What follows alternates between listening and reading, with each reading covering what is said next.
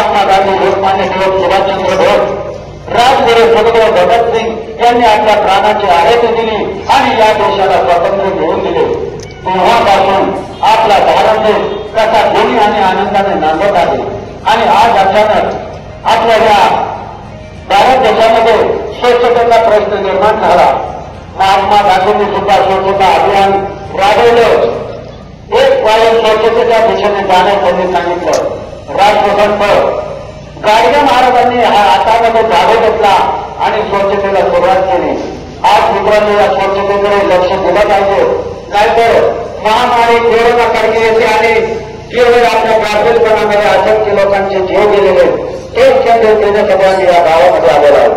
बांधवाडीचे सर्जराव सरपंच म्हणतात ते आम्हाला गेले 20-25 वर्ष झाले या गावचं राजकारण करतोय. अद्याप आपल्याला पुढे आढळून चाललं नाही. कारण या गावात आलेली शासकीय योजना माझ्या गाववाल्यांपर्यंत, नागरिकांपर्यंत पोहोचवण्याचं प्रामाणिक काम मी केलं आहे. आणि 25 वर्ष झालं या गावाचा सरपंच म्हणून काम करतो.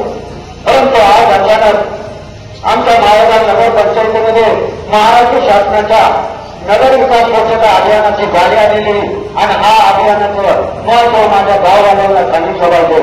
परंतु आमच्या गावचा गाड्या कोतवाल ते अजून कसा आला नाही. मी पंचायतीमध्ये आलो पण गण्या काय आला नाही.